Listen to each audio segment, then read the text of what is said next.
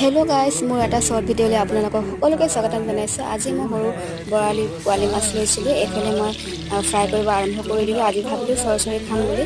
এইফালে মই যিখিনি তেল বাকী আছিলে ইয়াতে মই পিঁয়াজ অলপমান দি দিলোঁ। এতিয়া মই পিঁয়াজখিনি ৰঙচুৱা হোৱাকৈ ভাজিম। ভাজি পেলাই এতিয়া মই যিখিনি চৰচৰি বনাই থৈ দিছিলোঁ এতিয়া মই চৰচৰিখিনি দি পেলাই আৰু অলপমান ভাজিম। আৰু এইফালে মই সোৱাদ অনুসৰি অকণমান নিমখ দিলোঁ আৰু অকণমান হালধি দি পেলাই আৰু অকণমান সময় ভাজিম যাতে সৰিয়হৰ গোন্ধটো নাইকিয়া হৈ যায়। এইফালে মই এতিয়া যিখিনি ভাজি ৰাখিছিলোঁ মাছখিনি মই ইয়াতে এপিচ দুপিচকৈ ঢালি পেলাই এতিয়া পানী ঢালি দিম। পানী ঢালি দিয়াৰ পিছত দুটা কেঁচা জলকীয়াও মই ঢালি দিলোঁ। ঢালি দিয়াৰ পিছত এতিয়া মই আৰু নুচোঁ আৰু ঢাকি দিম। ঢাকি দি পেলাই ফাইনেলি মোৰ ইয়াত দেখিছেনে চৰচৰি ৰেডি হৈ গ'ল। দেখিবলৈ ধুনীয়া হৈছে আৰু খাবলৈ বহুত টেষ্টি হৈছে। এইফালে মোৰ ভাতৰ কাঁহীও ৰেডি হৈ গ'ল। এয়া দেখিছে কি আছে, বাঁহগাজা আছে আৰু নেমু অকণমান।